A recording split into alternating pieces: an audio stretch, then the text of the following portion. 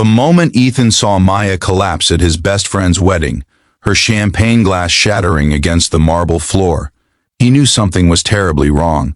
But what he didn't know, what no one in that elegantly decorated ballroom knew, was that the beautiful, vibrant woman he'd been falling for over the past 6 months was carrying a secret so devastating it would test the very foundation of everything he believed about love, loyalty, and second chances.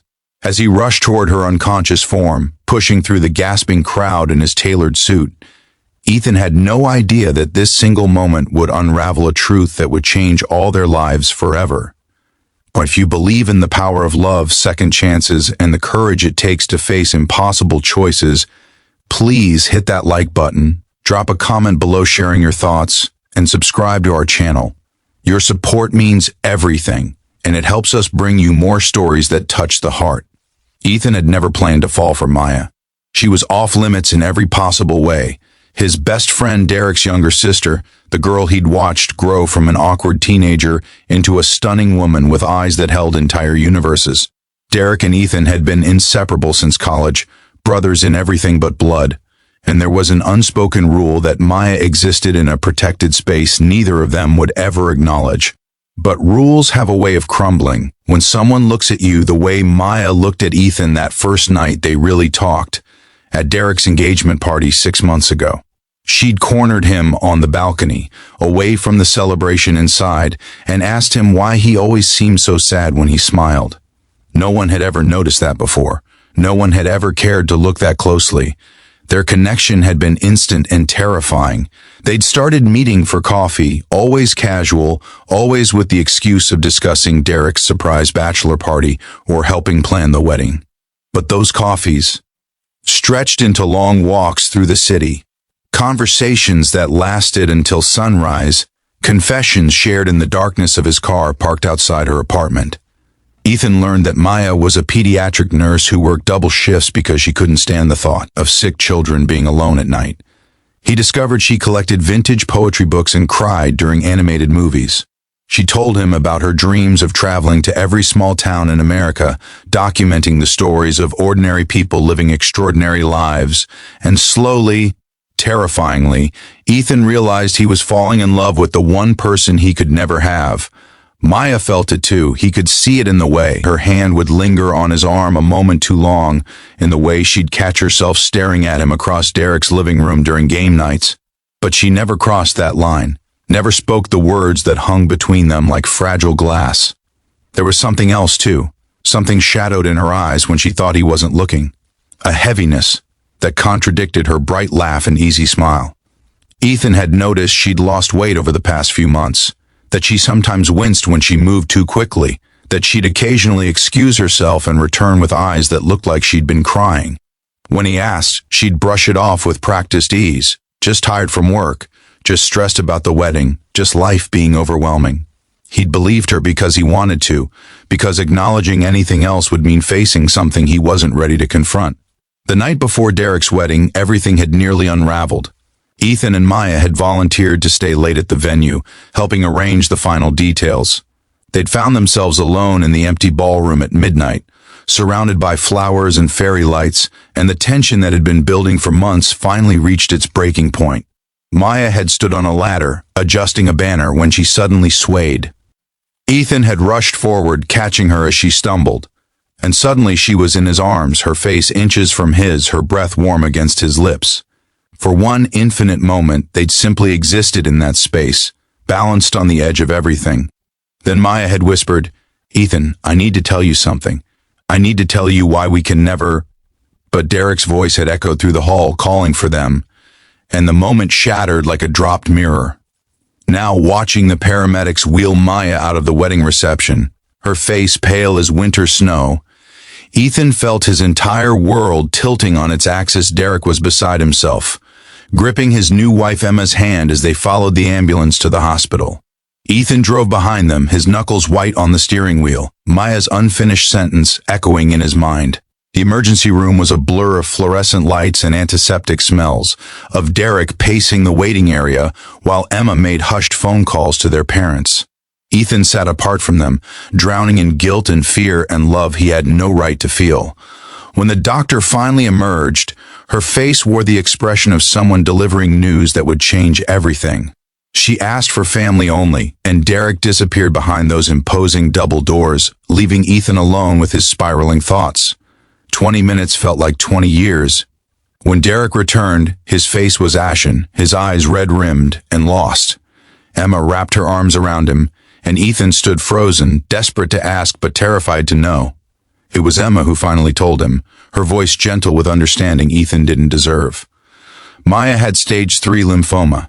She'd been diagnosed 4 months ago. She'd been going through chemotherapy in secret, telling no one, refusing to burden her family or ruin Derek's wedding. The collapse had been caused by severely low blood pressure and dehydration from the treatment she'd been hiding. The world stopped making sense. Everything clicked into horrible place. The weight loss, the fatigue, the sadness she tried to hide, the unfinished confession. Ethan felt his legs give out, and suddenly he was sitting on the cold hospital floor, his head in his hands, understanding flooding through him like ice water. She'd been protecting them all, sacrificing herself to preserve everyone else's happiness. She'd been fighting alone, terrified and sick, while smiling through Derek's engagement and wedding planning and endless family dinners. She'd been dying, and she kept loving Ethan anyway, had let herself fall for him even though she believed she had no future to offer. Derek crouched beside Ethan, and for the first time Ethan saw that his friend knew. Maybe he'd always known about the feelings between them. "She's been asking for you," Derek said quietly.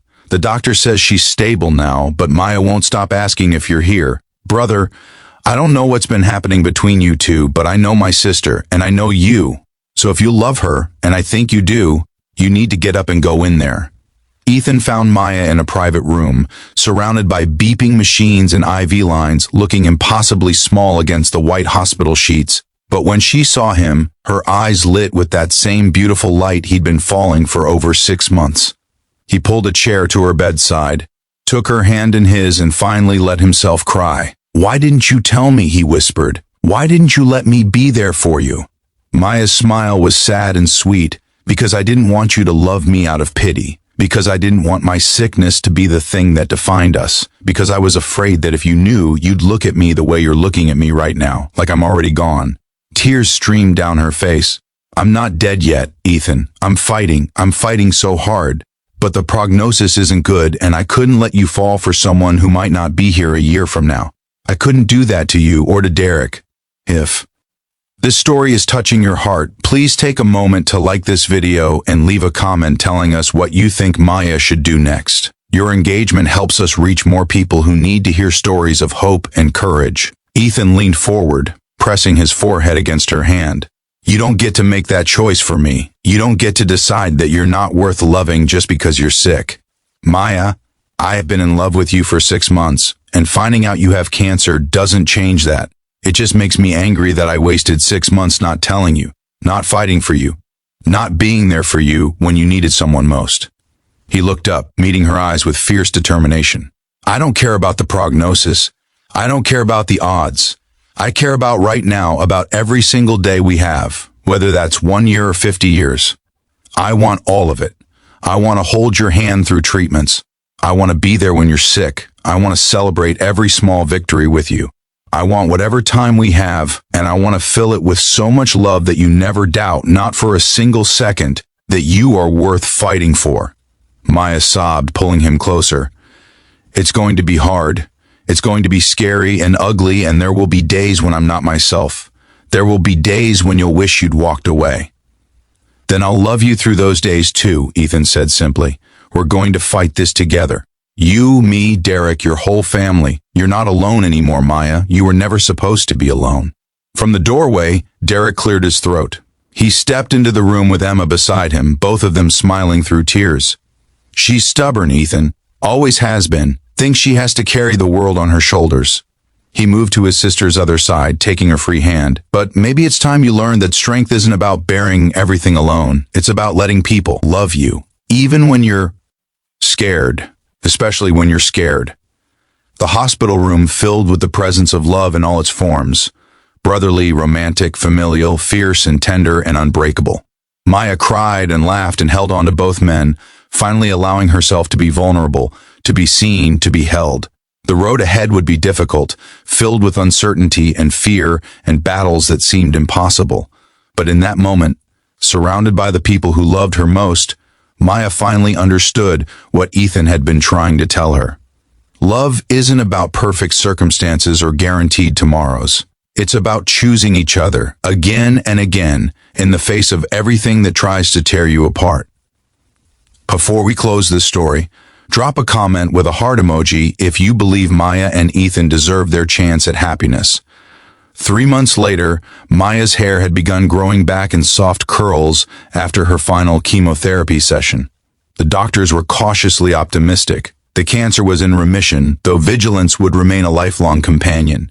Ethan had been there for every treatment, every setback, every small victory.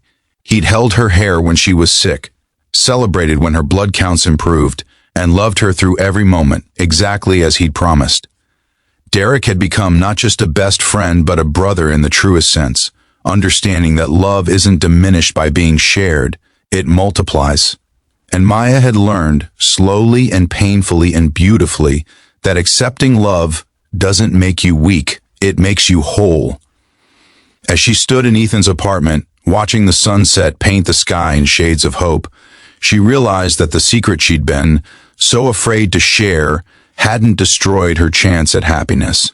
It had revealed who truly mattered, who would stay, who would fight alongside her. And that made all the difference. Love, she discovered, isn't about having all the answers or perfect circumstances.